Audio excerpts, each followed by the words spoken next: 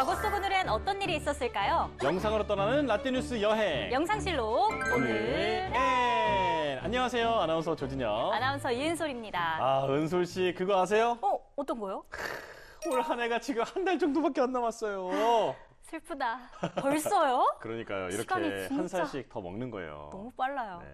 그래서 제가 내년 또 트렌드를 한번 알아왔는데 벌써요? 2023년에는 디깅이라는 이 단어가 떠오르고 있더라고요. 디깅? 네, 뭐죠? 말 그대로 좀 깊게 판다라는 뜻인데 이제 한 분야를 깊게 파는 건 또 요즘 추세이기도 하잖아요. 그렇죠. 앞으로는 일 이외에 또 어떤 취미에 진심으로 그런 다가가는 사람들이 더 많이 늘어날 거다. 지금 이런 전망이 나오고 있습니다. 그렇군요. 그럼 진혁 씨는 2023년에는 어떤 거에 좀 과몰입하고 싶으신지? 당연히 역사 아닐까요? 역사요? 그럼요. 전 오늘의 MC니까. 진심이 너무 느껴지네요. 멋진 계획입니다. 이뤄질 수 있길 바라고요. 일단 진혁 씨 취미는 살짝 넣어두고 2023년에 다시 꺼내기로 하고 이번엔 과거 이야기를 디깅 함께 해볼까요? 좋습니다. 그럼 과거 속 오늘엔 어떤 일들이 있었는지 함께 보시죠.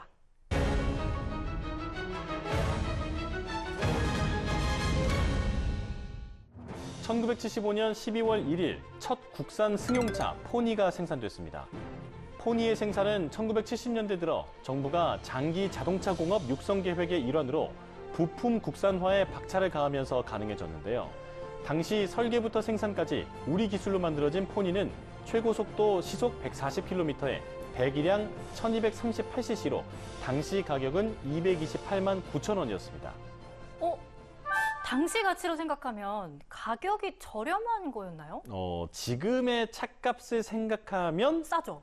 좀 싼 가격이에요. 네. 그런데 당시 일반 봉급자 월급이 5만 원 정도였다고 하니까 지금보다 좀 더 부담이 있었겠죠, 그 당시에는. 예.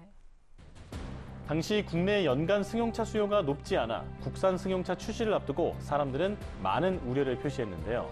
그런데 시판 첫 해인 1976년 포니는 1,726대가 판매되며 당시 국내 승용차 판매의 절반에 가까운 43.5%의 놀라운 시장 점유율을 차지했습니다. 해외에서도 포니의 인기는 대단했는데요. 포니의 수출이 본격화되고 있습니다. 1976년 중동에 처음 수출된 이래 중남미, 아프리카는 물론 이제 유럽을 비롯한 세계 40개국에 수출되고 있습니다. 수출의 시작은 1976년 7월 남미 에콰도르의 5대였지만 이후 중동, 남미, 아프리카 등으로 수출국이 늘어나 첫 해 1,019대, 1978년 12,195대를 수출하며 물량도 꾸준히 늘어나는 성과를 거뒀습니다.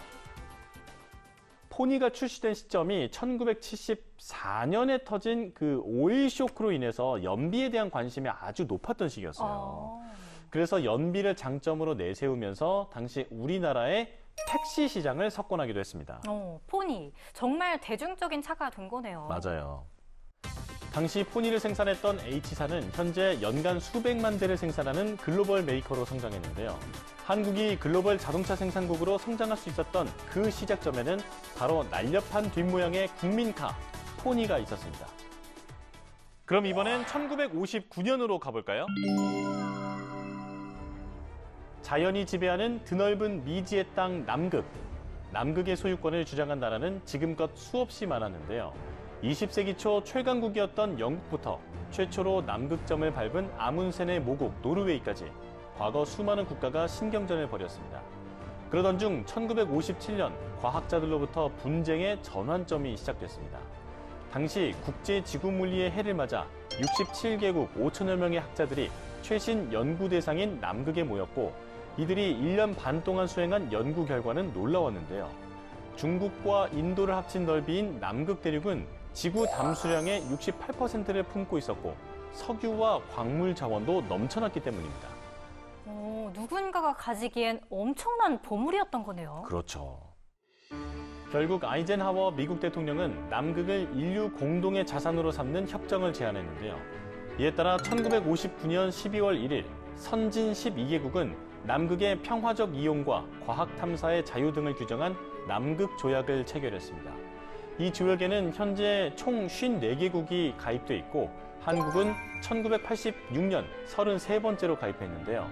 이후 빙하가 녹아내리는 환경 문제가 이슈로 부각되면서 1991년 각국의 행동 지침을 규정한 마드리드 의정서가 채택돼 50년간 남극의 광물 자원 이용은 금지됐고 생태계 보전이 최우선 과제로 떠올랐습니다. 그리고 12월 1일의 또 다른 역사를 살펴보면요. 1996년에는 일본 후쿠오카에서 열린 국제 마라톤 대회에서 이봉주 선수가 우승을 차지하게 됐습니다. 와, 이봉주 선수 우리나라 마라톤 영웅이시죠. 그럼요. 이봉주 선수는 이 경기 이전에 애틀란타 올림픽에서 은메달을 차지했었는데요. 이 경기에서는 2등과 2초 차이로 우승을 거두면서 올림픽의 한을 풀었습니다. 2초 차이. 와, 대단하십니다. 또 1980년에는 우리나라의 첫 컬러 TV 방송이 송출되기도 했습니다. 그러면 컬러 TV가 이때부터 생산이 된 건가요? 사실 컬러 TV는 1974년에 생산되기 시작했는데요. 당시 정부에서는 국민이 빈부격차를 느낄 것을 염려해서 컬러 TV 사용을 금지하고 있었습니다. 그런데 정권이 바뀌고 1980년 8월에 국내에서 처음으로 컬러 TV가 공식 출시돼서 판매가 됐고 그해 말에 방송을 시작하게 된 거죠. 그렇구나. 이뿐만 아니라 2001년에는 2002 한일 월드컵 본선의 조추첨이 이루어지기도 했는데요. 이때 조추첨은 우리나라에서 열려서 많은 사람들이 주목했습니다. 당시 조별 추첨 결과 한국은 D조로 폴란드, 미국, 포르투갈과 한 조가 됐고 이후에 2002 월드컵 4강 진화를 이뤄냈습니다. 자, 이렇게 오늘도 열심히 과거 속으로 달려봤는데요. 영상실록으로 만나본 오늘의 과거, 여러분은 어떠셨나요? 그럼 다음 시간 더 알찬 이야기로 만나요.